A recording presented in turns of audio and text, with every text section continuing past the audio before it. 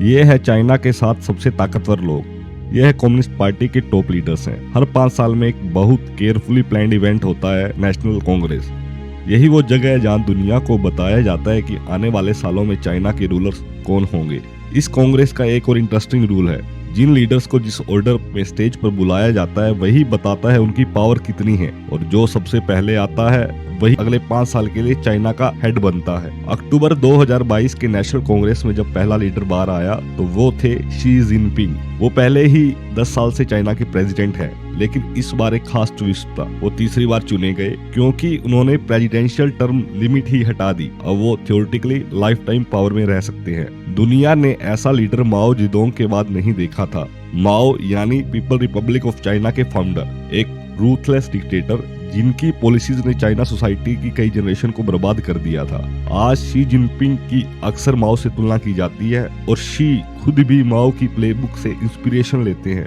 यहाँ एक personal twist भी है। शी जिनपिंग की अपनी जिंदगी को माओ ने कभी बर्बाद कर दिया था। जब शी छोटे थे उनका बीजिंग का एलाइट फैमिली बैकग्राउंड अचानक खत्म हो गया। टीनेज शी को गांव में एग्जाइल कर दिया गया, जहां उन्हें हार्ड लेबर करना पड़ा। लेकिन 50 साल बाद वही शी जिनपिंग दुनिया के सबसे पावरफुल लीडर में से एक बन गए। माओ के बाद अकेले ऐसे चाइनीज लीडर जिनके पास पूरी तरह अनचेक पावर है। तो अब सवाल ये है, कैसे एक टीनेजर जो अपने ही देश में बैनिश्ड कर दिया गया था आज चाइना का सबसे पावरफुल आदमी बन गया है। शी जिनपिंग का माओ जेडोंग से कनेक्शन शी के पैदा होने से पहले शुरू हो चुका था। ये कहानी है उस दौर की जब चाइना में एक खूनी सिविल वॉर चल रहा था। कम्युनिस्ट, जिनमें माओ भी शामिल थे, मेनलैंड चाइना के बड़े हिस्से पर कंट्रोल कर चुके थे। उनके पास अपनी मिलिट्री थी, रेड आर्मी, जो लड़ रही थी रूलिंग नेशनलिस्ट पार्टी के खिलाफ। लेकिन हालात कम्युनिस्टों के लिए बेहद खराब हो गए। उनकी आर्मी एक जगह फंस गई। यह वही जगह थी जिसे माओ ने कभी एस्टेब्लिश किया था। अब नेशनल फोर्सेज ने चारों तरफ से उन्हें घेर लिया। रेड आर्मी के पास फूड और रिसोर्सेज लगभग खत्म हो चुके थे। तब आया एक बोल्ड फैसला। 16 अक्टूबर 1934 को कम्युनिस्ट ने नेशनलिस्ट की डिफेंस लाइन के रिलेटिवली कमजोर हिस्से पर हमला किया। प्लान था घेरा तोड़ना और करीब 1,30,000 कम्युनिस्ट सोल्जर और सिविलियंस को बाहर निकालना। रेड आर्मी ने हमला किया और घेरा तोड़ने में कामयाब भी रहे, लेकिन इसकी भारी कीमत चुकानी पड़ी।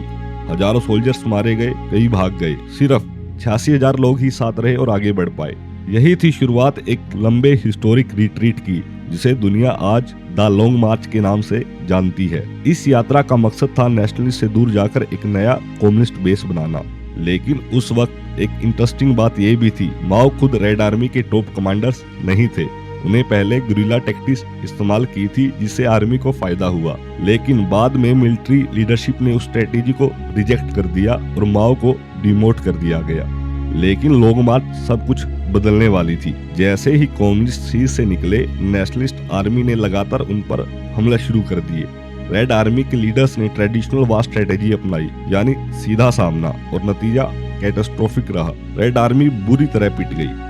यही वह मोड़ था जहां कम्युनिस्ट पार्टी के लीडर जोंग एनलाइन ने फैसला किया माओ को एक बार फिर से आर्मी की लीडरशिप सौंप दी जाए। माओ ने तुरंत लॉन्ग मार्च का नया डेस्टिनेशन तय किया।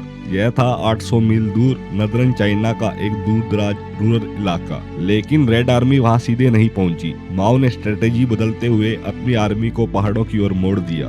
उन्हें लगा कि वहां रेजिस्टेंस कम होगी, और सचमुच उनका अंदाजा बिल्कुल सही साबित हुआ। इसके बावजूद भी यह जर्नी बेहद ब्रूटल थी। लगातार 9 महीने तक मार्च और लड़ाई चलती रही। हजारों मील्स का कठिन रास्ता, भूख, ठंड और मौत का डर हर कदम पर साथ था। आखिरकार थकी हुई रेड आर्मी नदरन चाइना में पहुंची। वहां पहले से एक गुरिल्ला बेस मौजूद था। इस बेस का नेतृत्व कर रहे थे एक युवा कम्युनिस्ट रेवोल्यूशनरी शी जोनजू। हाँ, वही व्यक्ति जो आगे चलकर शी जिनपिंग के पिता बने। शी जोनजू ने माओ की आर्मी को रिफ्यूज दिया और इसी के साथ द लॉन्ग मार्च का अंत हो गया। लॉन्ग मार्च के अंत तक ओरिजिनल मार्चर में से 8,000 से भी कम लोग जिंदा बचे। हजारों लोग भूख से, लड़ाई में, बीमारियों से मारे गए। लेकिन फिर भी माओ की लीडरशिप को क्रेडिट दिया गया कि उन्होंने रेड आर्मी को पूरी तरह एनाइलेट होने से बचा लिया। इसी के बाद माओ कम्युनिस्ट पार्टी और मिलिट्री दोनों के डिफेक्टो हेड बन गए। अब उन्हें जिम्मेदारी दी गई कि वे रेड आर्मी को फिर से रिबिल्ड करें, ताकि नेशनलिस्ट फोर्सेस को हराकर पूरी चाइना पर कंट्रोल किया जा सके। यहाँ रुककर हम समझते हैं कि असल में चाइनीज कम्युनिस्ट पार्टी CCP में पावर कैसे काम करती है। सीसीपी में सबसे हाईएस्ट लेवल की अथॉरिटी होती है सेंट्रल कमेटी। ये ग्रुप पार्टी के सभी बड़े पॉलिसी डिसीजन लेता है। सेंट्रल कमेटी के अंदर एक चुना हुआ छोटा ग्रुप होता है जिसे कहते हैं पोलिट ब्यूरो। ज्यादातर कम्युनिस्ट पार्टीज में जैसे कि सोवियत यूनियन की कम्युनिस्ट पार्टी पोलिट ब्यूरो को जनरल सेक्रेटरी के अलावा सबसे पावरफुल मेंबर का ग्रुप माना जाता था, लेकिन चाइनीज कम्युनिस्ट पार्टी में खास डिफरेंस है। सीसीपी में एक और छोटा एक्सक्लूसिव ग्रुप है जो फाइनल डिसीजन लेता है। ये है पोलिट ब्यूरो के सिलेक्टेड मेंबर का light group, politburo standing committee. इस ग्रुप में जनरल सेक्रेटरी भी शामिल होता है और यही ग्रुप सुप्रीम कंट्रोल रखता है। यह सेंट्रल कमेटी को कंट्रोल करता है, पार्टी की इच्छा और पॉलिसीज तय करता है और पूरे कंट्रोल में रखता है सेंट्रल मिलिट्री कमीशन को, जो चाइना के डिफेंस को देखता है।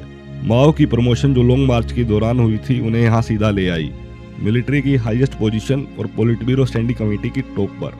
अब जब पार्टी और मिलिट्री दोनों उनके कंट्रोल में आ गए तो माओ ने इस सिस्टम को यूज करना शुरू किया ताकि वो लाइफ टाइम टॉप पर बने रहे। 1945 में जब माओ पहली बार ऑफिशियली पार्टी के लीडर के तौर पर नेशनल कांग्रेस में आए तो पार्टी ने एक ऐसा रेजोल्यूशन पास किया जिससे उनके इन्फ्लुएंस को एक नए लेवल पर पहुंचा दिया।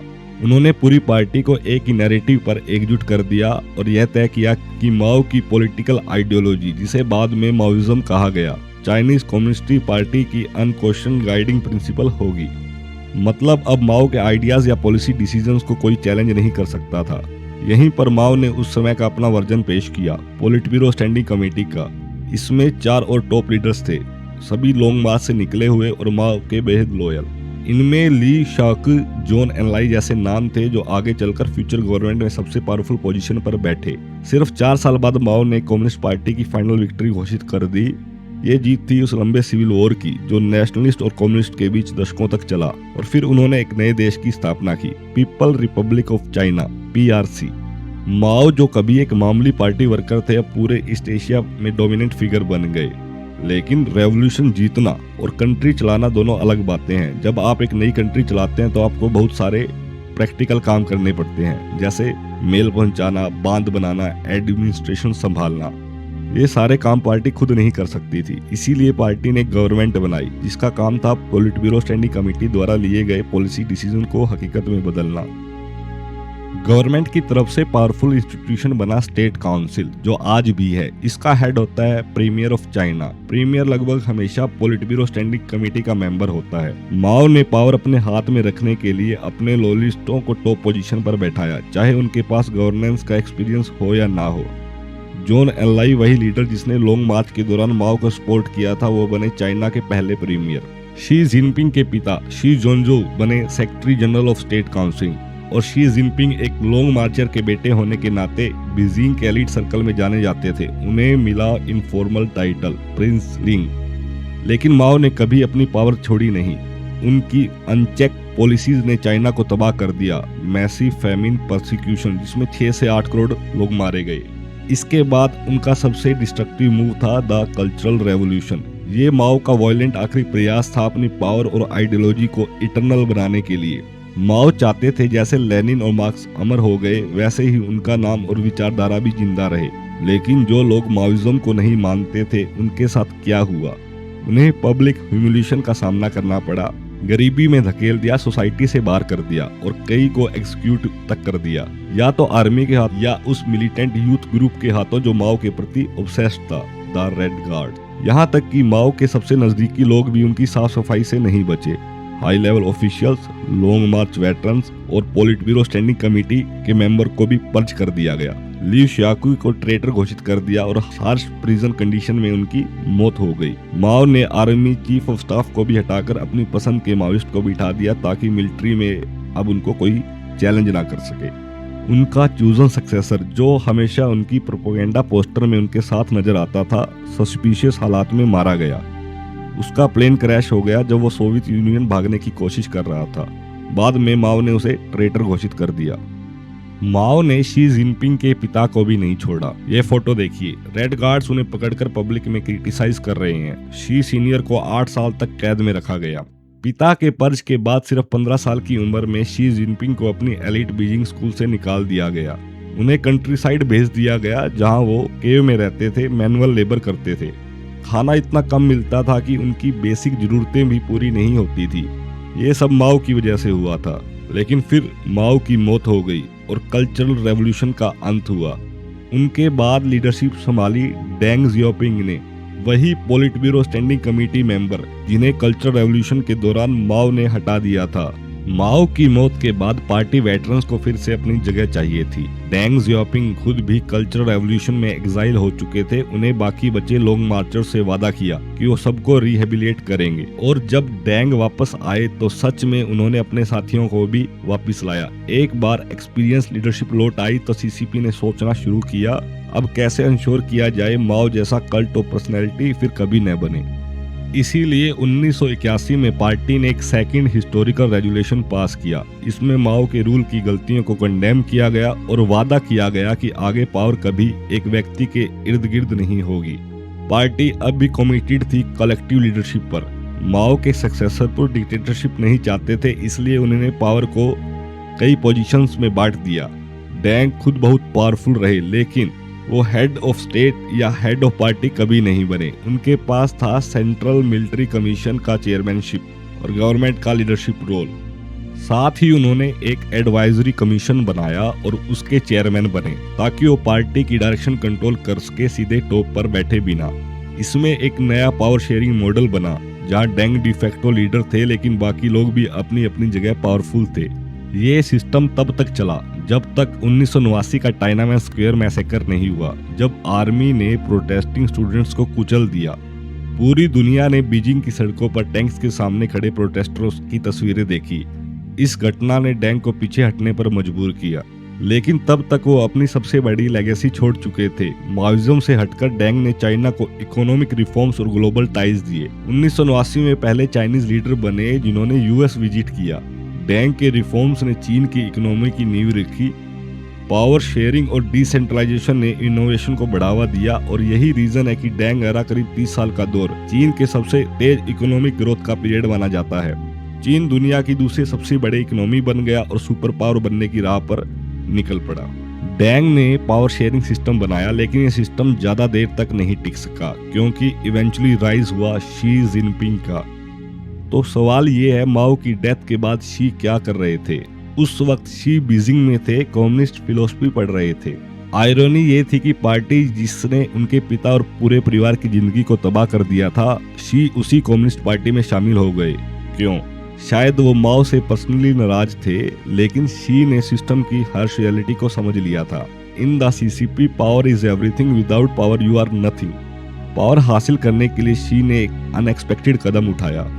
जहां बाकी प्रिसलिंग्स आपस में compete कर रहे थे, शी ने स्ट्रेटेजी अपनाई, बीजिंग छोड़कर प्रोविंस चले जाना। उन्होंने सबसे पहले हवाई में काम किया, एक गरीब रूरल प्रोविंस बीजिंग के बाहर। यहाँ कंपटीशन कम था, शी आसानी से पार्टी सेक्रेटरी तक पहुंच गए। फिर गए फुजान, एक हैविली मिलिटराइज्ड रीजन जहाँ टॉप आर्मी लीडर स्टेशन थे। यहाँ भी शी रैंक्स में ऊपर उठे, पार्टी सेक्रेटरी बने और फिर प्रोविंस के गवर्नर भी।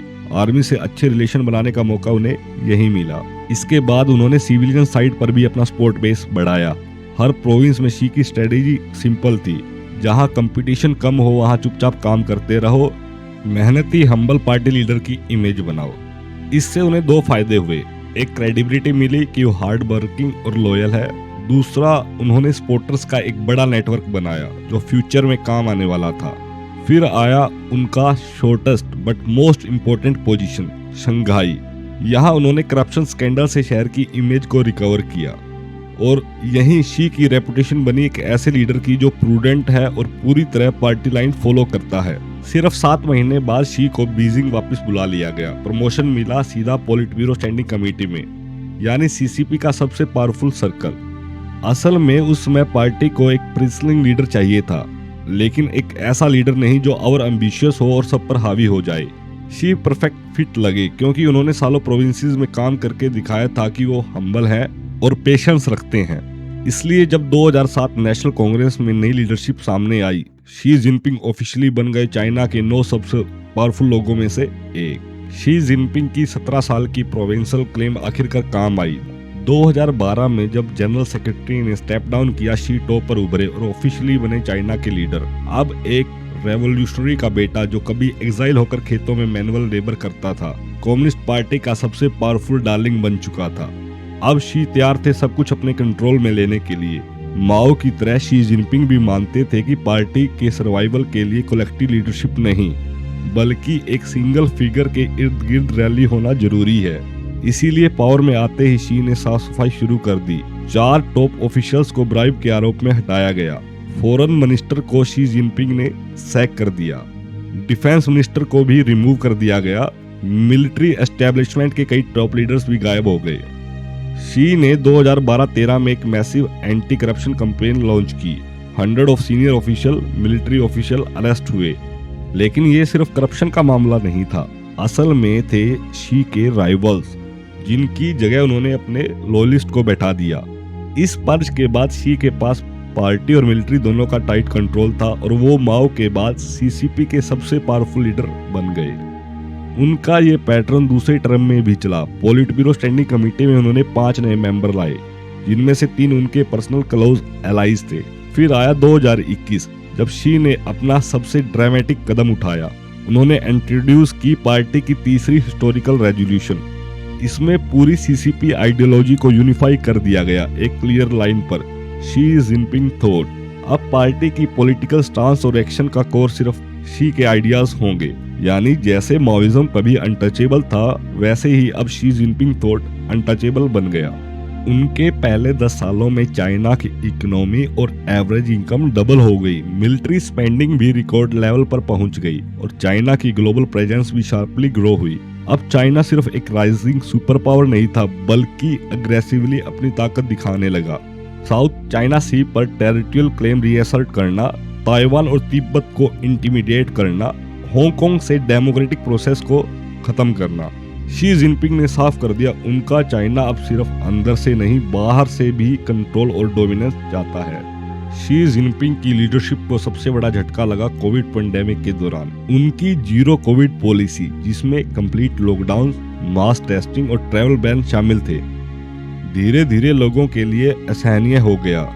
शहरों में हजारों लोग हफ्तों घरों में बंद रहे, फैक्ट्रीज रुक गई, इकोनॉमी डगमगाने लगी और देश भर में रेयर पब्लिक प्रोटेस्ट भड़क उठे, जिन्हें शी के रूल के लिए सबसे बोल्ड चैलेंज माना गया।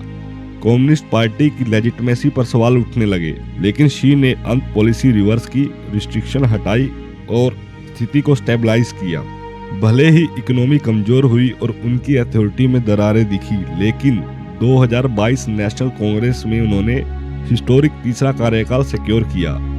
पॉलिट ब्यूरो स्टैंडिंग कमेटी को भी पूरी तरह अपने लॉयलिस्ट से भर दिया। शी जिनपिंग की लीडरशिप को दूसरी बड़ी चुनौती तब मिली जब अमेरिका के राष्ट्रपति डोनाल्ड ट्रंप ने 2025 में चाइना के खिलाफ ट्रेड वार छेड़ दिया। ट्रंप ने सैकड़ों अरब डॉलर के चाइनीज गुड्स पर हाई टैरिफ लगा दिए, जिससे चीन की एक्सपोर्ट ड्रिवन इकोनॉमी पर सीधा दबाव पड़ा। शी ने इकोनॉमिक अटैक का जवाब रिटेलिएशन से दिया। उन्होंने भी अमेरिकन प्रोडक्ट्स पर टैरिफ लगाए और साथ ही घरेलू बाजार को मजबूत करने पर ध्यान दिया। शी ने चाइनीज कंपनीज और लोगों से यह कहा कि यह नई लॉन्ग मार्च की शुरुआत है। उन्होंने सप्लाई चेन्स डाइवर्सिफाई की, टेक इनोवेशन पर जोर दिया और मेड इन चाइना 2025 जैसी नीतियों को तेज किया।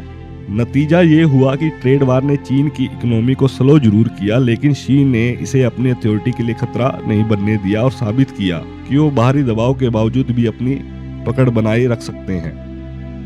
शी जिनपिंग की तीसरी बड़ी चुनौती है ताइवान। शी ने साफ कहा है कि ताइवान की रीयूनिफिकेशन उनके लिए बहुत जरूरी है। उनके नेशनल रिवाइवल के लिए चीन की सबसे बड़ी प्राथमिकताओं में से एक है। इसी लक्ष्य को ध्यान में रखते हुए उन्होंने मिलिट्री कैपेसिटी को लगातार बढ़ाया है। उन्होंने पीपल लिबरेशन आर्मी को सीधे निर्देश दिए हैं कि ताइवान पर कार्रवाई के लिए हर समय तैयार रहें। लेकिन सच यह है कि अगर ताइवान पर किसी भी तरह की जबरदस्ती की गई तो इसके साथ बहुत बड़े रिस्क भी जुड़े होंगे, ह्यूमैनिटेरियन, इकोनॉमिक और जियोपॉलिटिकल। पर इन सब के बीच एक बात साफ है, शी जिनपिंग ने कम्युनिस्ट पार्टी, मिलिट्री और स्टेट तीनों पर इतना मजबूत कंट्रोल बना लिया है कि उन्हें सत्ता से हटाना लगभग नामुमकिन है और शी अगले कई सालों तक चाइना के अनडिस्प्यूटेड लीडर बने रहेंगे। अगर आपको वीडियो पसंद आई है तो प्लीज़ चैनल को सब्सक्राइब करें और इस वीडियो को शेयर करें। Thank you.